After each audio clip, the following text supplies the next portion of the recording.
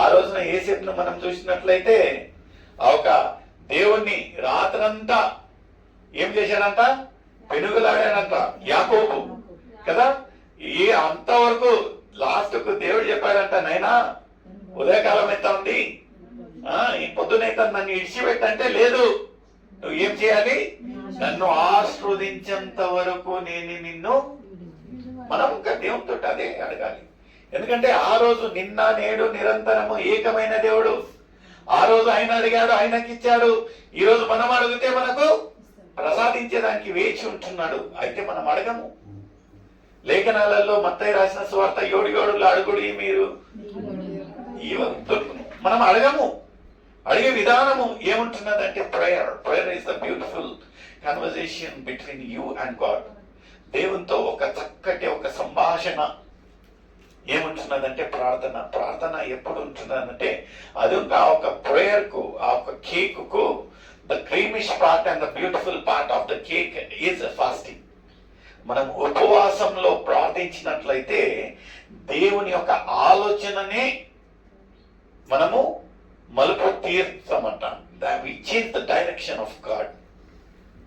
చూసినట్లయితే ఆ ఒక నినివే పట్టణము అది నాశనమైపోతుందని వాళ్ళకు వార్త వినగానే వాళ్ళు చేసిన ఒక మొట్టమొదటి పని ఏముంటున్నదండి? ఉపవాసం ఉండి వాళ్ళు ప్రార్థించారు. They know the power of fasting. ఆ ఒక ఉపవాసంలో ఉండే ఒక గొప్పతనాన్ని మనం తెలుసుకున్నట్లయితే ఎంత చక్కగా ఉపవాసం చేస్తారు ప్రియమైన సోదరి సోదరులు. ఎందుకంటే ఇట్ చేంజెస్. దేవుని ఒక ఆలోచనలనే త్రిప్పే ఒక శక్తి దేనికి ఉంటదంటే ఉపవాస ప్రార్థన. That is the beauty of fasting. ఇక్కడ మనం చూసినట్లయితే ఎప్పుడు మనం ఉపవాసం ఉండి ప్రార్థించాలి, ఎలా ఉండాలి అనేది మనకు తెలిసింది. ప్రార్థన చేసేటప్పుడు, ఉపవాసం చేసేటప్పుడు ఎంతవరకు మన ఒక నమ్మకము, విశ్వాసం ఉండాలనేది మనము మత్తయి రాసిన సువార్త 17, 20, 21లో మనం చూసాము. ఆవగింజంత విశ్వాసం.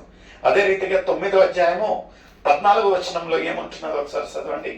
14-15లో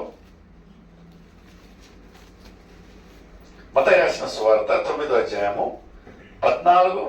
అప్పుడు యోహాను శిష్యులు ఆయన ఎదుకు వచ్చి, పరిసయ్యులు మేము తరచుగా ఉపవాసం చేస్తున్నాం గాని ఈ శిష్యులు ఉపాసించారు, దీనికి హేతు ఏమని ఆయన అడగగా యేసు, పెళ్లి కుమారుడు తనతో కూడా నుండి కాలము పెళ్లి ఇంట వారు దుఃఖపడగలరా? పెళ్లి కుమారుడు వారి ఎదురు నుండి కొనిపోవు దినములు వచ్చును, అప్పుడు వారు ఉపవాసం చేతురు. హల్లెలూయా. ఎంత చక్కగా ఏముంటున్నదంటే ఎప్పుడు అలాంటి ఒక సులుకు మనకు తగులుతుంది, ఎప్పుడు అలాంటి ఒక ఆలోచన మనకు తడుతుంది. ఉపవాసం ఉండి ప్రార్థించాలి.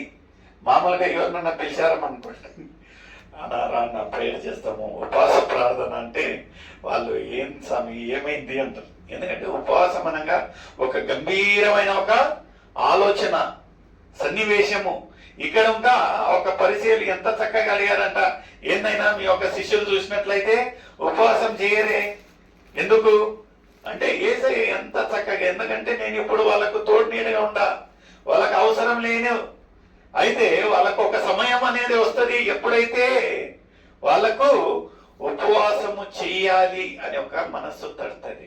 మన ఒక జీవితాలలో ఒక ఏదైతే మనము ఏ ప్రార్థనతో పోరాడుతూ ఉంటున్నామో, ఏ ఒక సమస్యతో మనం పోరాడుతూ ఉంటున్నామో, సామాన్యంగా మనం ప్రార్థించినట్లయితే దానికి జవాబు రాదు. అప్పుడు మనకు తట్టే ఒక విషయం ఏముంటున్నదంటే normal prayers are not going to work. Fasting prayers are more important. నిజంగా పోయిన వారము అక్కగారు ఇంట్లో ప్రార్థన పెట్టుకున్నారు, చక్కగా బిర్యానీ పెట్టారు, భోజనం చేశారు అంతా.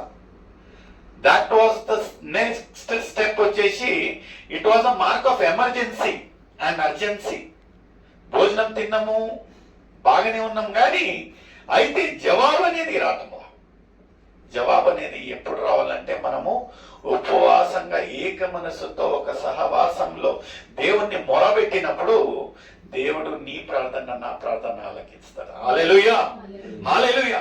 ఎందుకు ఇలాంటి ఒక ఎమర్జెన్సీ, ఎందుకు ఇలాంటి ఒక అర్జెన్సీ వచ్చింది ఈ యొక్క ఉపవాస ప్రార్థన అంటే, ఇక్కడ ఎంత ఎంత చక్కటి ఒక ఉదాహరణ, ఎంత చక్కటి ఒక సన్నివేశాన్ని యేసయ్య చెప్పినట్టు మనం చూస్తా ఉంటున్నాము. అదే అపొస్తలుల కార్యాల్లో 14వ అధ్యాయము 23వ వచనం. అపొస్తలుల కార్యాలు 14వ అధ్యాయము 23వ వచనం. అతని సంతానం నుండి దేవుడు తన వాగ్దానం చొప్పున ఇశ్రాయేలుకు రక్షణను పుట్టించాడు. 23వ వచనం. మరియు ప్రతి సంఘములో వారి పెద్దలను ఏర్పరిచి ఉపవాసమును ప్రార్థన చేసి వారు నమ్మిన ప్రభువులకు వారిని అప్పగించారు. తర్వాత సిరియా దేశమంతటా సంచరించి పెంపుగా కూర్చుని. మరొకసారి చదవమ్మా, 22, 23 చదవండి. మరియు ప్రతి సంఘములో వారి పెద్దలను ఏర్పరిచి ఉపవాసముండి ప్రార్థన చేసి వారు నమ్మిన ప్రభువులకు వారిని అప్పగించారు. హల్లెలూయా, హల్లెలూయా. మనము ఎప్పుడు ఎందుకు ఉపవాసం చేసినప్పుడు మనల్ని మనము దేవునికి అప్పగియాల, సమర్పించుకోవాలి. ఆరాధన చేశాము, ఆరాధనలో ఏం చేశామంటే మన ఒక పాప జీవితాన్ని మనం ఒప్పుకొని ఉంటున్నాము. దేవా, నేను నా ఒక పరిస్థితి, నా ఒక స్థితిగతిని నీకు అప్పగిస్తా ఉంటున్నాను తండ్రి. ఇంకా నాలో ఏమీ లేదు, నేను ఐ బికమ్ ఎంప్టీ. ఎంప్టీ అంటే ఏమంటారండి? నేను ఖాళీ అయిపోయాను. నీ యొక్క కృపతో నన్ను నింపండి, నీ యొక్క ప్రేమతో నన్ను నింపండి, నీ యొక్క క్షమాపణ గుణంతో నన్ను నింపండి. ఆ రోజున ఒక మొట్టమొదటి ఒక అద్భుతం ఏంటండి? ఏముంటున్నది? యేసయ్య చేసిన మొట్టమొదటి అద్భుతము నీళ్లను ద్రాక్షరసం మార్చడం. ఎప్పుడైతే దేవుడు ఏం చెప్పాడంట, యేసయ్య ఆ ఒక వెసల్స్, జార్స్ ఏమంటారు దాన్ని, వాటిని పాత్రలు అంచున వరకు వాటిను నింపండి. ఎప్పుడు నింపారంట వాటిను? ఎప్పుడైతే అందులో ఉండే ఒక పదార్థము, అందులో ఉండే ఒక ద్రాక్షరసము మొత్తము కాయిపోయిన తర్వాత, మన ఒక జీవితాలలో ఇంకా ఏదైతే లోకరీతిగా నింపబడి ఉంటున్నామో అది ఎంత తీసివేసిన తర్వాత అప్పుడండి నిజంగా దేవుని యొక్క ప్రేమను మనము నింపుకోనికి అవకాశం ఉంటుంది. అయ్యంకో ఉండి ఈయంకో ఉన్నాయంటే ఇంకా అది దాన్ని మనం చెప్పలేం. దేవుడు ఏం చెప్పాడంట, నీ యొక్క సంపూర్ణంగా you have to become empty. ఆత్మీయంగా మీరు ఎంప్టీ అయినట్లయితే దేవుడు అంచుల వరకు వాటిని ఏం చేస్తాడు? ఆయన ఒక ప్రేమతో నింపి ముందు కంటే రుచికరంగా మన ఒక జీవితాలు మార్చడానికి దేవుడు వేచి ఉంటున్నాడు. ఎలా ఉంటున్నది మన యొక్క జీవితం? మనం ఇక్కడికి వచ్చి ముందు ఎన్ని మనతోటే పెట్టుకున్నాం అనుకోండి, ఒక వేదన, రోదన, ఒక రోత జీవితాన్ని ఇంకా తీసుకొని దేవుని యొక్క సన్నిధిలో మనం వస్తే నిజంగా దేవుడు నువ్వు ఎలా ఉంటున్నావు అనేది చూడండి. అయితే నువ్వు ఎంత గొప్పగా నిన్ను నీవు ప్రజెంట్ చేసుకుంటా ఉంటున్నావు, దేవునికి అర్పణిస్తా ఉంటున్నావు, దేవుని ముందు నీ యొక్క మొరలను పెడతా ఉంటున్నావు అనేది దేవుడు ఇక్కడ చూస్తూ ఉంటున్నాడు. ఎలా ఉంటున్నది మన యొక్క జీవితం? నిజంగా ఇంత గొప్ప అవకాశము దేవుడు మనకు అనుగ్రహించాడంటే వీ ఫీల్ సో బ్లెస్డ్. నిజంగా వీ ఫీల్ సో బ్లెస్డ్. ప్రియమైన సోదరి సోదరుడు, ఎంత అనుకూలమైన ఒక అవకాశము, సహవాసం ఉంటున్నది దేవుని యొక్క సన్నిధిలో రానికి. దేవుడు మనతోటి ఎలా మాట్లాడబోతా ఉంటున్నాడు, ఏం మాట్లాడబోతా ఉంటున్నాడు, ఎందుకు అక్కడ ఫాస్టింగ్ ప్రేయర్కు పోతే కార్యాలు ఎందుకు జరుగుతాయి అంటే ఫాస్టింగ్ లో ఉండే ఒక పవర్ ఏముంటున్నదంటే దేవుని ఒక ఆలోచననే మార్చే ఒక ఆలోచన. హల్లెలూయా.